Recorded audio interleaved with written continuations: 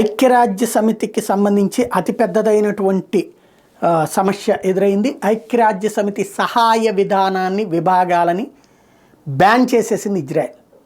ఏదైతే చాలా రోజుల నుంచి ఐక్యరాజ్య సమితి తరపున పునరావాస విభాగం అనే పేరుతో పాలస్తీనాలో ఉంటూ ప్రపంచ దేశాల నుండి సాయాన్ని తీసుకుని అది అక్కడ ఉన్నటువంటి సాధారణ ప్రజలకు అందజేస్తున్నామని చెప్తూ వచ్చింది. కానీ అసలు విషయం ఏంటంటే ప్రపంచ దేశాలు ఇచ్చే ఆర్థిక సాయం, ప్రపంచ దేశాలు ఇచ్చే ఆహారం, ప్రపంచ దేశాలు ఇచ్చే వైద్యం వీటన్నిటినీ హమాస్ తీవ్రవాదులకే మేపుతోంది, హమాస్ తీవ్రవాదులనే కాపాడుతోంది.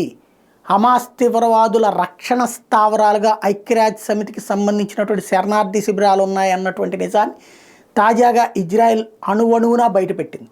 స్కూళ్ళు, హాస్పిటళ్ళు, అట్లాగే యూనివర్సిటీలు, కళాశాలలు, ఈవెన్ శరణార్థి శిబిరాలు ఇవన్నీ కూడా పైకి ఆ పేరుతో ఉంటాయి, ఐక్యరాజ్య సమితి పర్యవేక్షణలు ఉంటాయి. కానీ ప్రతి దాని అడుగునా కూడా హమాస్ తీవ్రవాద స్థావరమే ఉంది. చివరికి ఐక్యరాజ్య సమితికి సంబంధించినటువంటి ప్రధాన శిబిరమే హమాస్ తీవ్రవాదులకు సంబంధించినటువంటి కమ్యూనికేషన్ సెల్ అన్నటువంటి విషయం బయటపడింది, ఆధారాలతో సహా ప్రూవ్ చేసింది.